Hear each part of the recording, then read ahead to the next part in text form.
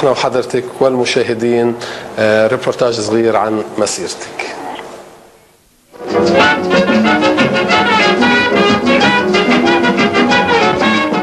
10 أعوام و10 أفلام سينمائية رسمت حياة بيروز أرتين كالفيان المولودة في القاهرة من أسرة أرمنية وفي بيت فني.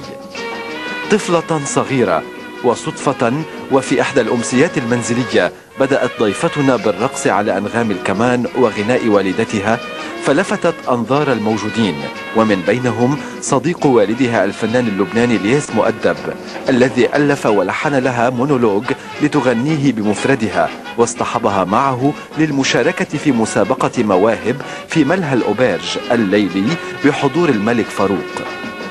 غنت ضيفتنا وقوبل المونولوج بالتصفيق الحاد، وحصلت يومها على أول مكافأة في حياتها من الملك فاروق وهي 50 جنيها مصريا.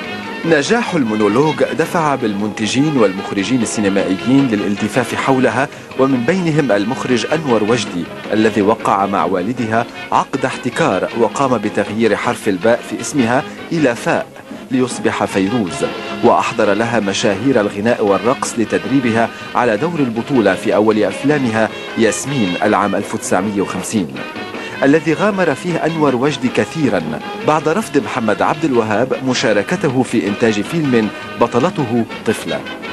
نجحت المغامرة ولعبت ضيفتنا دور البطولة مع أنور وجدي في 3 أفلام أخرى: فيروز هانم عام 1951، صورة الزفاف عام 1952، ودهب عام 1953.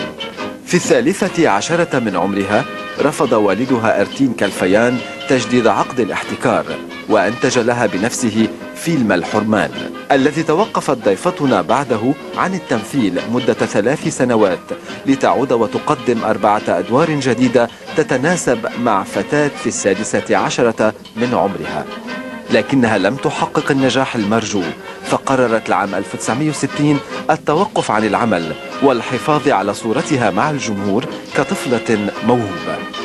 ضيفتنا التي استحقت عن جدارة لقب الطفلة المعجزة تعرفت أثناء عملها بفرقة اسماعيل ياسين على الكاتب بدر الدين جمجوم، فتزوجا وأنجبا أيمن وإيمان، ولها اليوم حفيدان هما نور وسيف. العام 2001 كرمت فيروز في مهرجان القاهرة السينمائي بحضور شقيقتها نيلي نجمة فوازير رمضان وعدد كبير من عمالقة الفن المصري والعربي.